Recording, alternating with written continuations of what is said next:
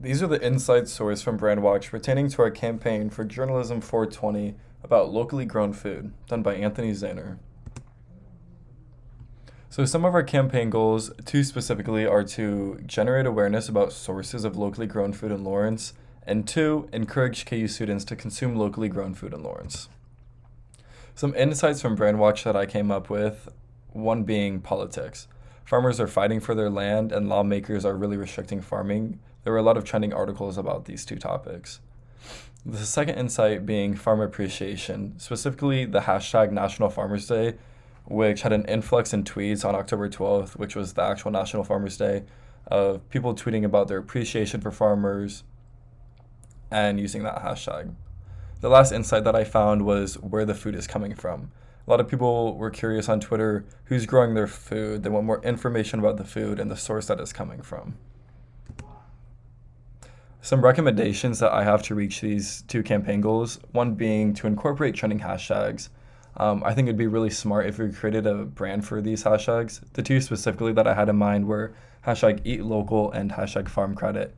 These two hashtags I picked specifically because they were kind of dead center in the trending graph. So they're not on the incline, but they're not on the decline. And so I think we could really pick them up and kind of take them over.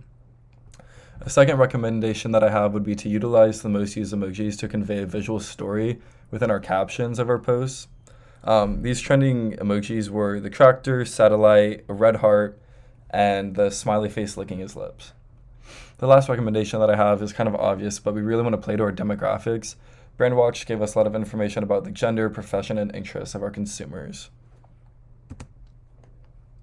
Some limitations that I found in this data from Brandwatch, one being information is coming from a whole bunch of sources and it's not very specialized, which in a sense that's a really good thing because you want to see all the data. I just wish there was like a second factor that we could have played in that was more specialized to our data.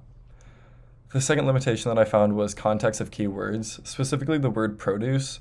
We obviously wanted to find tweets or mentions of produce talking about fruits and vegetables, but I found a lot of tweets about produce as in manufacturing or creating something. Another limitation that I found was Brandwatch had very narrow demographics.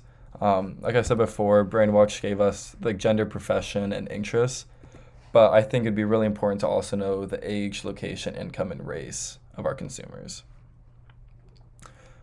So those were all our key insights and information created from Brandwatch pertaining to our locally grown food campaign for J420. Thanks everyone for listening.